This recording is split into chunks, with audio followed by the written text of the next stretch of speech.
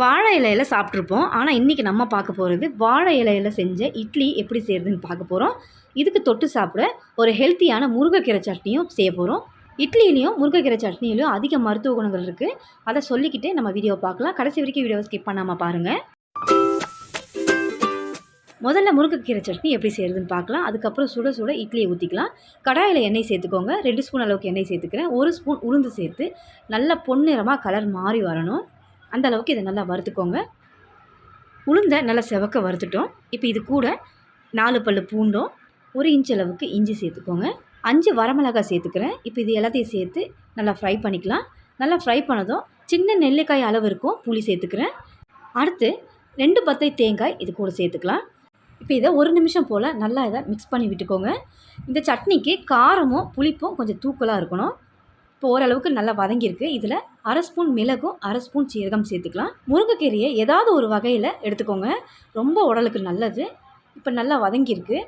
இப்போ இதில் நல்லா ஒரு கைப்பிடி அளவுக்கு நான் முருங்கைக்கீரையை நல்லா கிள்ளி க்ளீன் பண்ணி வாஷ் பண்ணி எடுத்துட்டேன்.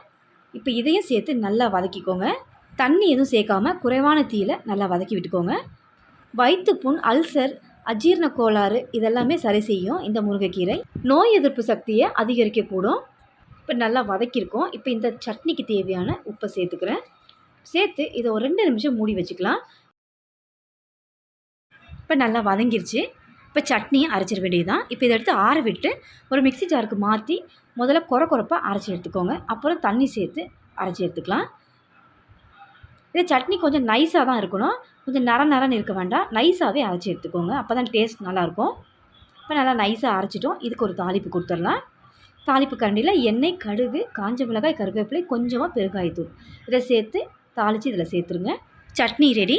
இப்போ இது இருக்கட்டும். அடுத்து இட்லி செய்ய ஆரம்பிச்சிடலாம். நல்லா வாழை இலையை எடுத்து நல்லா வாஷ் பண்ணிக்கோங்க. கிளாஸ் எடுத்திருக்கேன். இது என் வீட்டு இட்லி தட்டு குழியோட அளவுக்கு ஏற்ற மாதிரி கிளாஸ் எடுத்து இந்த மாதிரி வாழை இலை மேலே வச்சு கத்தியை வச்சு நல்லா ஷேப்பாக கட் பண்ணிக்கிறேன். உங்கள் வீட்டு இட்லி தட்டு குழிக்கு ஏற்ற மாதிரி இந்த மாதிரி ஷேப்பாக கட் பண்ணி எடுத்து வச்சுக்கோங்க. இப்போ நான் இந்த ஷேப்பில் கட் பண்ணியிருக்கேன். 7 குழி உள்ள தட்டுங்கிறதுனால நான் 7 ரெடி பண்ணி வச்சுருக்கேன். இப்போ இதை அடுத்து நம்ம இட்லி பாத்திரத்தில் தண்ணியை சேர்த்து நல்லா இதை கொதிக்கி விட்டு எடுத்துருக்கேன். இப்போ இந்த குழிகளுக்கு ஏற்ற மாதிரி அந்த இலையை செட் பண்ணியிருக்கேன் பாருங்கள். அதை எடுத்து இந்த குழிங்களுக்கு மேலே ஒன்றா வச்சிடலாம். அந்த ஆவி பறக்க வந்த பிறகு இந்த இலையை வைங்க. இப்போ அந்த சூட்டில் அந்த இலை நமக்கு நல்லா அந்த தட்டுக்கு ஏற்ற மாதிரி அடங்கி இருக்கும். இப்படி அடங்கி இருந்தால் தான் நம்ம மாவு ஈஸியாக ஊற்றலாம். இப்போ மாவு அள்ளி ஊற்றிடலாம்.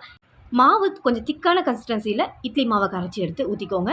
இந்த வாழை இலையில் சாப்பிட்றதுனால நமக்கு நல்ல டைஜஷன் ஆகும். இந்த மாதிரி வாழை இலைய இட்லியோ வாழை இலையில் சாப்பிட்றதுனால ஸ்கின்னும் நல்லா பிரைட்னஸ் கொடுக்கும். சாப்பிட்டுட்டு வாழை இலையை நம்ம கீழே போட்டாலும் அதுக்கும் பலன் இருக்குது. ஆடு மாடுகள் சாப்பிட்டு பலனடையும். இப்போ இட்லி நல்லா 5 நிமிஷம் வேக விட்டு எடுத்திருக்கேன். பாருங்கள், வெடுப்பு விட்டுருக்கு. இந்த மாதிரி வெடுப்பு விட்டால் இட்லி நல்லா வெந்திருக்குன்னு நம்ம தெரிஞ்சுக்கலாம். அப்படி இல்லைனாலும் இந்த மாதிரி தண்ணி தொட்டு கையில் இந்த மாதிரி குத்தி பார்த்திங்கன்னா ஒட்டாமல் உள்ளே நல்லா இறங்கி வரணும். தட்டில் சாப்பிட்டு அதை வாஷ் பண்ணுறதுக்கு பதிலாக இந்த மாதிரி ஒரு ஹெல்த்தியாக செஞ்சு சாப்பிடுங்க. ரொம்ப ஆரோக்கியமான முருங்கைக்கீரை சட்னியும் வாழை இலை இட்லியும் ரெடி.